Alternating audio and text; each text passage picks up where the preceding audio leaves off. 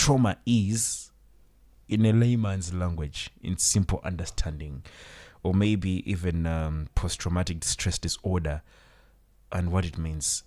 First, bring us to understand what it is in simple terms. Oh, thank you very much. Again, I think last time I mentioned, but let me repeat probably for those who are listening to us for the first time.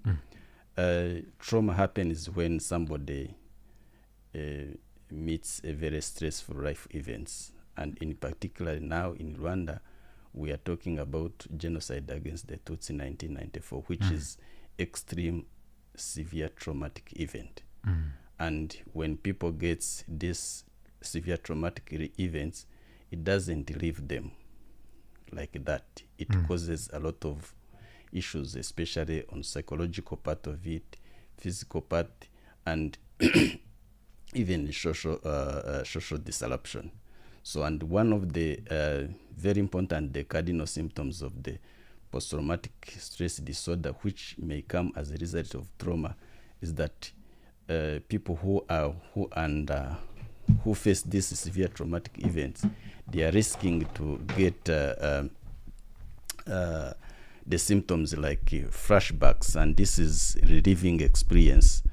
As we are talking now, we are celebrating 2032nd.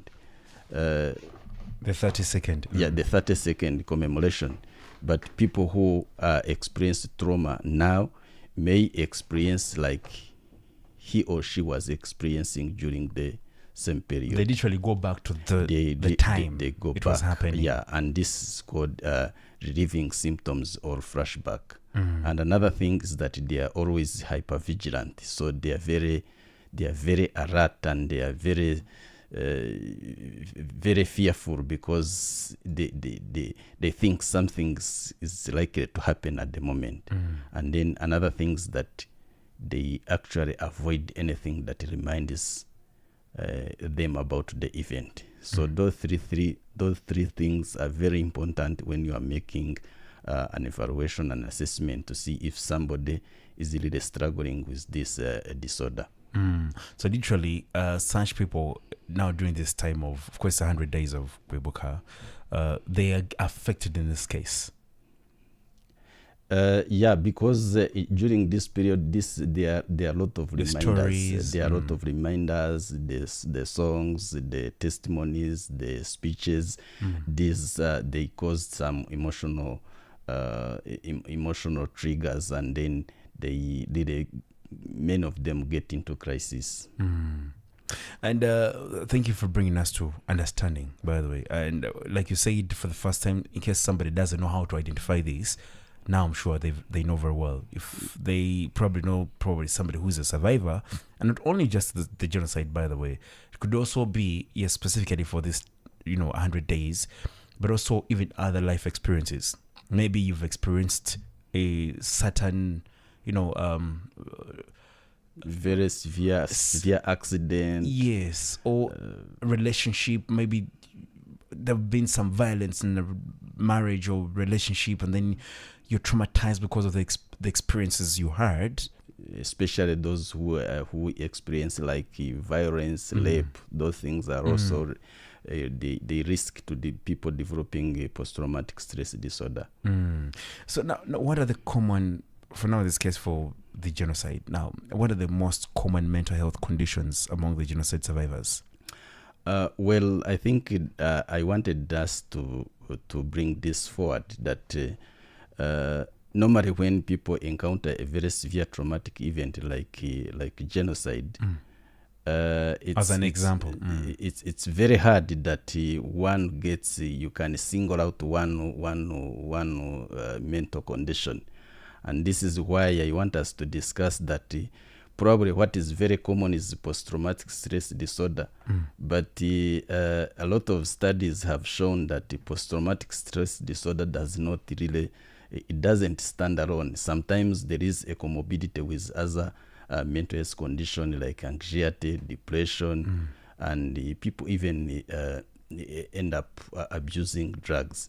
But what is very common is like post-traumatic stress disorder is much more like married with depression, because some studies have shown that over about 30 to 50% of the people who underwent trauma, who have existing post-traumatic stress disorder, actually do have also depression as well. And now that you've mentioned that the two happen or occur concurrently or alongside each other, why does post-traumatic stress disorder, which is actually a major depressive disorder, happen alongside, in this case, depression? Why do these two conditions occur together, like you've mentioned? Well, as I said, post-traumatic stress disorder come as a result of following the traumatic event. Mm-hmm. So I think they occur together simply because the way or the pathophysiology of post-traumatic stress disorder is also similar to that of depression, because there is a biological part of it whereby there is a dysregulation of the stress systems, and there's also this psychological effect whereby people have difficulty in integrating this negative pattern, which happens in a post-traumatic stress disorder, but also happens in a depression. But it is also this biological part of it whereby the part of the brain that is responsible for in case of trauma, there is a very hyperactive of some of the fearful brain part, and it becomes very hypersensitive, hyperactive, in so much so that at times it becomes depleted, and then one gets into depression. So there is that pathophysiology of both post-traumatic stress disorder and depression. They are almost past the similar mechanism, as I may say. And when somebody gets to depression, is it more like denial of oneself? I mean, I know for a fact that if one tries to, if they say somebody's depressed, maybe they've lost hope, they're in denial, they don't know what is happening, they're actually stuck, and the only way out, sometimes some of them feel even suicide is better, or they would rather live without experiencing or even thinking about those situations. Are there other such symptoms that are probably overlapping between these two, PTSD and depression? Yeah, this is why we want to bring it out, because the symptoms of depression and the post-traumatic stress disorder, they do overlap. And sometimes in clinical practice, one may actually get difficult in distinguishing between two, because if you look at, for example, the symptoms of depression and the symptoms of where they overlap, you find that, for example, in both there is a loss of interest, there is a difficulty in sleeping, there is a loss of, I mentioned the loss of interest, the difficulty in sleeping, loss of concentration, irritability. All those can be found in both depression and the post-traumatic stress disorder. I want you to help us understand some of those symptoms in simple terms. For example, irritability. I know, for example, loss of sleep could be that insomnia. Okay, why am I not getting sleep? You try to sleep, but you cannot sleep. Yeah, you cannot sleep. Because there's that thing that is probably on your mind, or that is, I don't know. How can you help somebody understand these symptoms? Because I know that for a fact, need to mania these symptoms, we shall know what it means and how probably we can overcome and help one another. Say, for example, loss of interest. Okay. This is very common. I said this is an overlapping symptom between depression and post-traumatic stress disorder. And so, for example, if you are a kind of person who likes football, and actually one of your best team is playing, but because now you're having this symptom, you actually you lose this interest. Other people are really excited about your football your team is going to play, but for you go to sleep. Let me give you a scenario. Yeah. You know Arsenal? Yes. Arsenal, for the past 4 years, has been trying to win the Premier League and coming second on every occasion. One season, 2 points down from Man City. And then the other day, last season, it's Liverpool that won.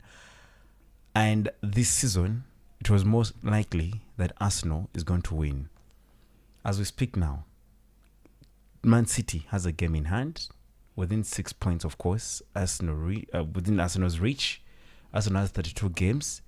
And the comments that are coming, imagine that towards the end of the season, Arsenal causes depression to its fans. Why? Because they call them bottlers. Like, do you think they're going to win and then eventually don't win? And even when they've built faith in the fans, the football fans in this case, they find themselves getting depressed and losing a little bit of some interest. Like, Nikobe was Arsenal. No, you know? And now, the other day, Chelsea was beaten by Man City. And, Arsenal had 9 points. Now, they're now 6 points. But pressure, a lot of depression is on people.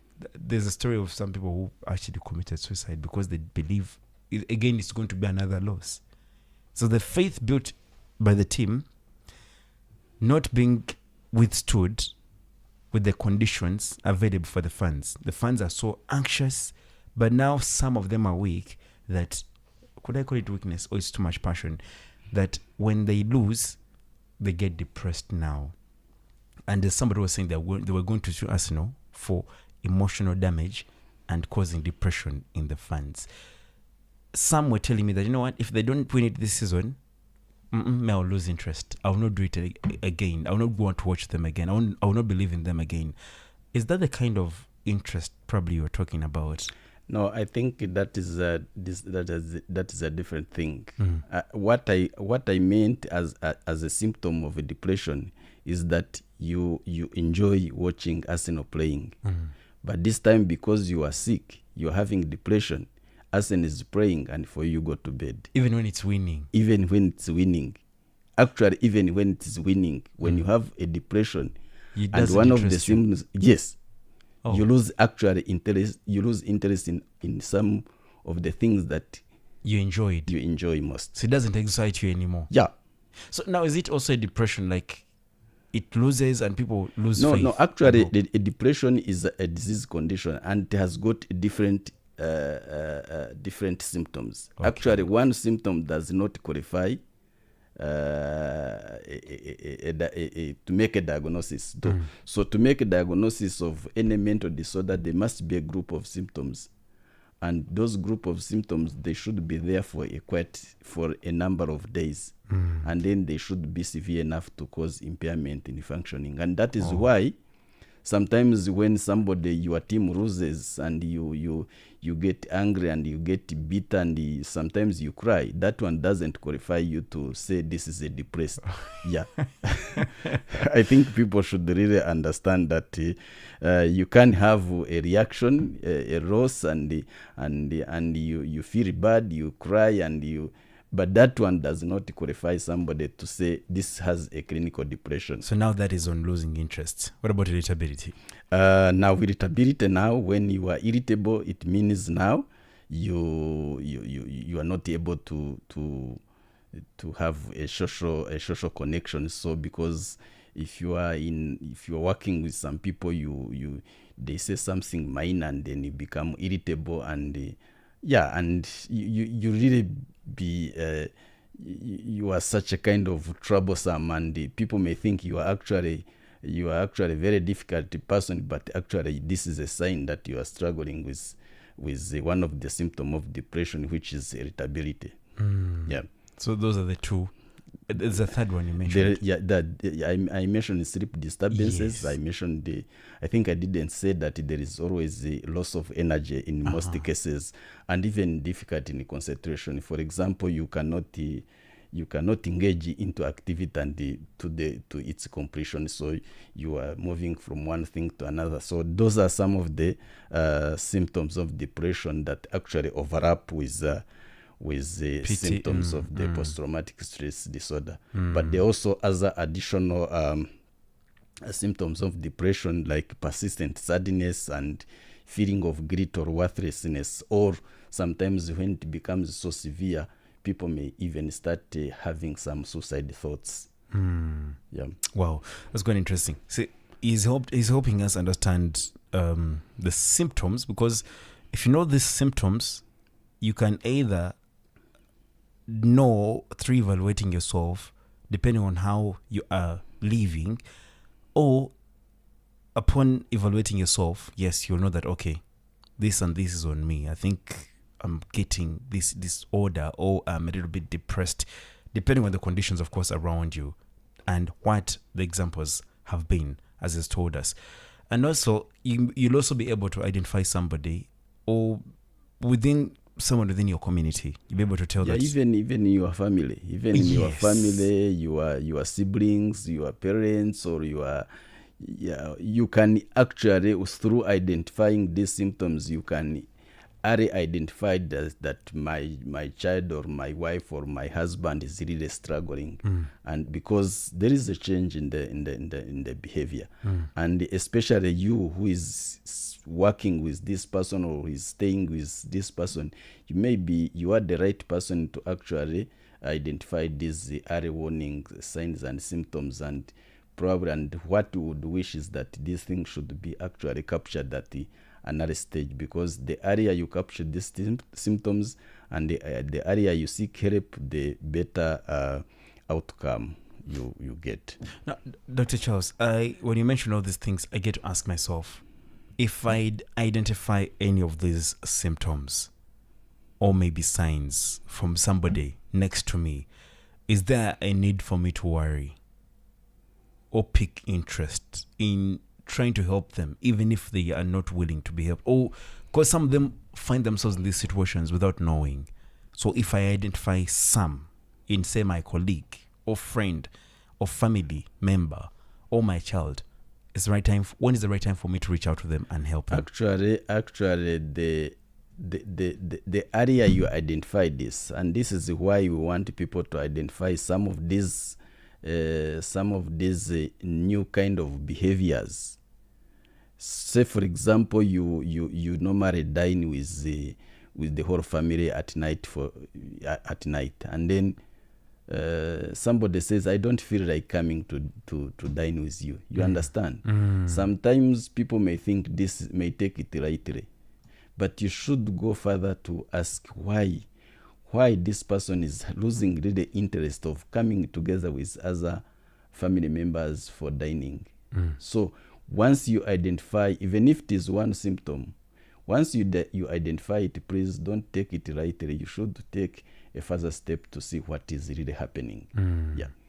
And now I want us to take a break, but I'm asking myself, yes, I may identify all these signs and all that stuff, and from a clinical perspective of you, the practitioners, do you even experience challenges when you're as mental health professionals, for example? When do you face challenges in diagnosing these post traumatic stress disorder? Do you face challenges when you're diagnosing them? Yes, it's a very big challenge. Why? Because as we mentioned, the healthcare facility is carried out at different levels, and the people who are practicing at those different healthcare levels, they don't have the same level of understanding this concept. And why I brought it is that one may come with both the depression and the PTSD, and then one gets overwhelmed. Some of the symptoms overshadow the other condition. And yet those two are And underlying. Yes. And then you likely to pick, oh, this person is having post-traumatic stress disorder. Yet they are depressed. And you ignore depression. And in terms of management, when you intervene, you install the treatment approach to a post-traumatic stress disorder, and you leave out depression, then the prognosis becomes very difficult. The response becomes very difficult or delays. So, and it is very good that now the people understand that once you are dealing with post-traumatic stress disorder, you should have this back at your mind, that now that there are many studies that shows that 30 to 50% of the people with traumatic stress disorder may also have underlying depression.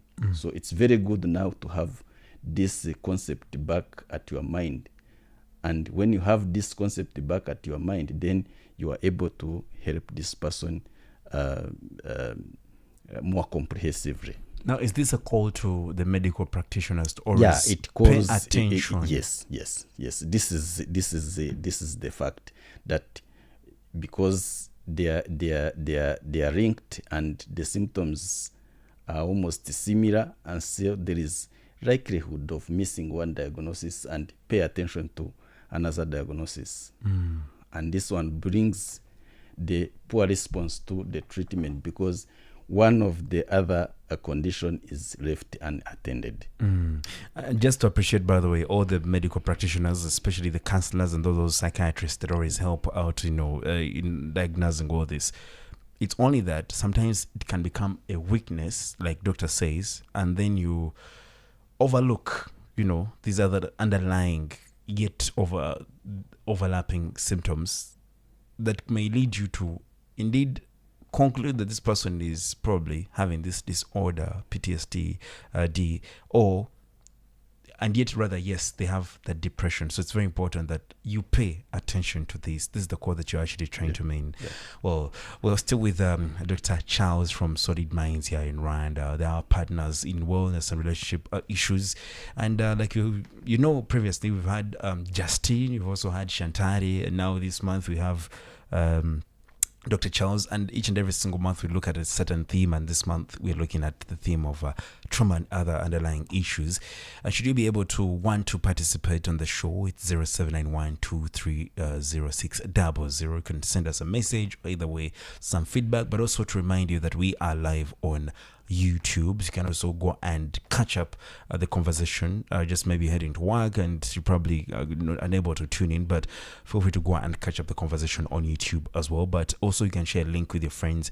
We are live on Royal FM 94.3 Kigali. That's on YouTube as well, but also across the other social media platforms we are available and online as well. Taking a break. When we return, we shall be looking at some of the other treatments. What types of treatments are effective for people living with both PTSD and also depression. Plus, if there's any other message, probably the doctor will be sharing with us in just a bit as we get towards the end of this hour and the show in the moment. This is Kigali in the Morning. We're still with Dr. Charles from Solid Minds Rwanda. This is Wellness and Relationship Tuesdays. Good morning.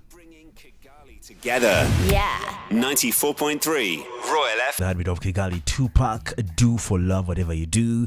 It is a song that actually we chose to take us into the break of the fact that, yes, sometimes, they say in such situations, if you don't take a break, sometimes you may also find yourself getting, the reason why there are always vacations and also need for you to take a holiday and all that stuff. So when we had that conversation, it's very, very important. Also decided to play this song. Whatever you do, do it for love. And in fact, if you care about somebody, if you reach out to them, if you identify, you also deciding to understand what trauma means or PTSD means, and even depression itself, it is a lovely act of kindness that you're doing.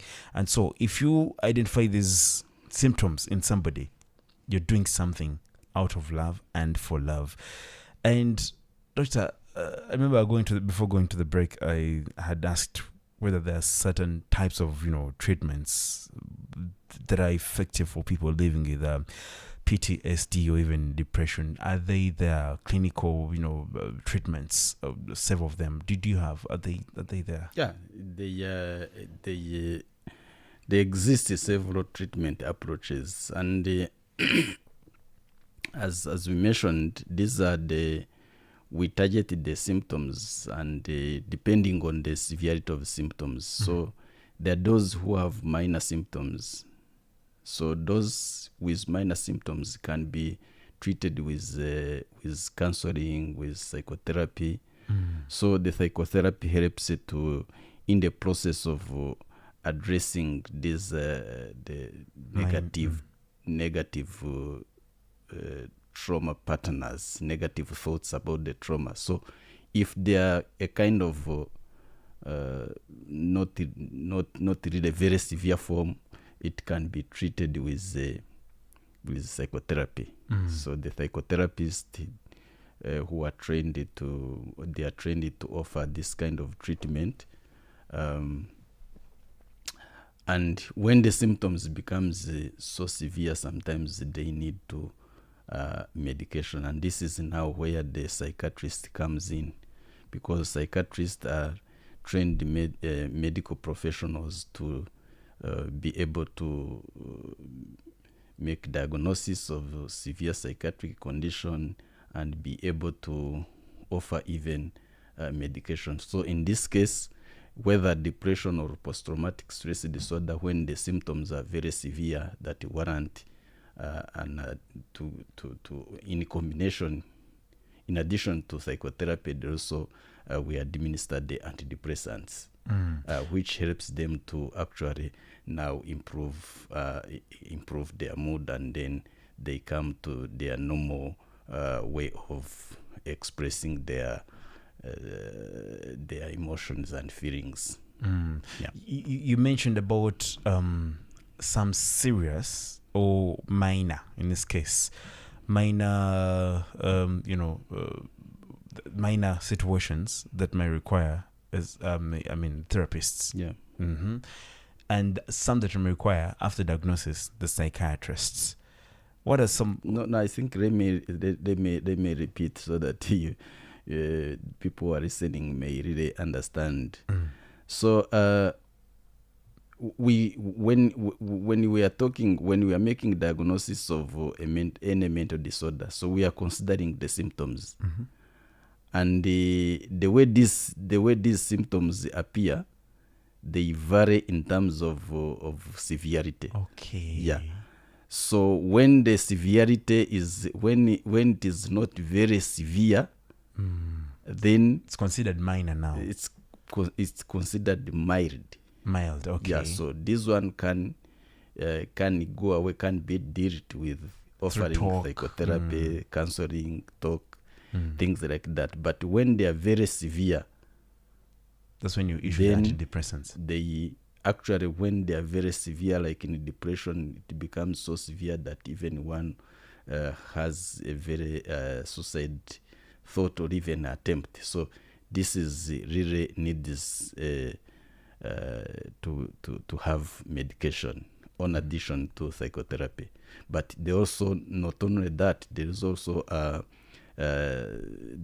need for social support and the community engagement, family environment. So it's not only medication, it's not only psychotherapy. There is also a need for a comprehensive care in terms of people who are around you, the community, the environment. So there are so many factors that should be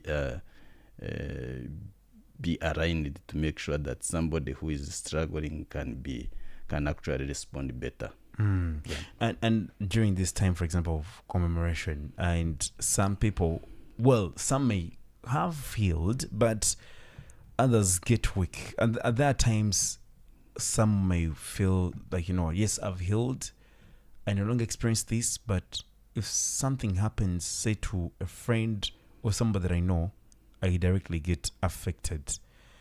Are there situations where you find individuals, in this case, having healed, but then eventually get these flashbacks back and then they eventually get affected once again? Are there those situations? I think this is also something that we need to explain.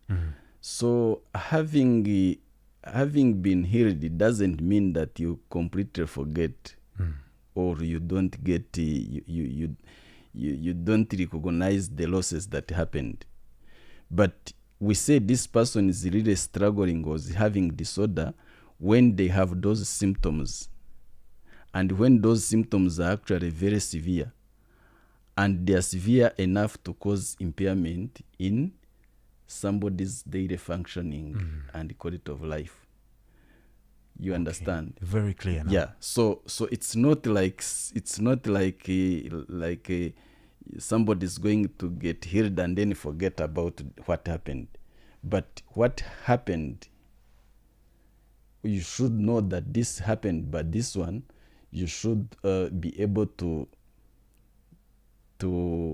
make another meaning out of it and then be able to function. But if you find that this person is exhibiting these symptoms and then these symptoms are impairing them from functioning, for example, if you are having these symptoms and then it impairs you from performing your duty, then this is a becoming disorder. Yeah, and this is why what we want people to understand. It's not like this. The person is crying, is feeling bad about what happened, and then you say this person is disordered, because any person can really feel bad. We are not robots. We are not machines. Yeah, we are human beings. We can feel and we can react and yeah. And Doctor, we're getting towards the end, and thank you for that clarity, by the way, and that courage. What message of hope would you, in this case, share with the survivors and families who may be still struggling today?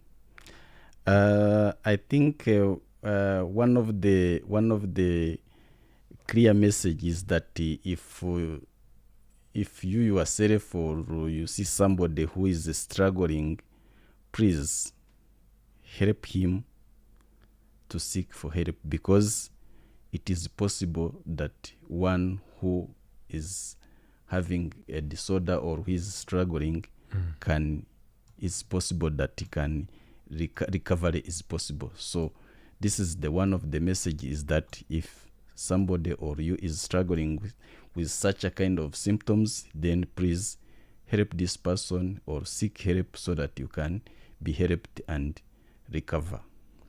Thank you. Thank you so much. Dr. Charles is from Solid Minds here in Rwanda. But like he says, always seek help one another, be there for one another. It's an act of love, and whatever you're doing, that way you'll be doing it for love. Dr. Charles, thank you so much for your time. Thank you. All right. And reach out to anybody in case you need any help. And should you want to recap this conversation, feel free to reach out to our FM platforms. You'll be able to catch up all the segments that we've had on this show. I'm sure I'll be having him for the rest of this month and hopefully even for the rest of the future this morning. Doctor, thank you so much for coming through. But let's get to the news. We'll be right back in this other hour, the hour of 9 a.m. Good morning. Thank you so much for joining us. In 3 minutes, the news update on 94.3 Royal FM, the heartbeat of Kigali.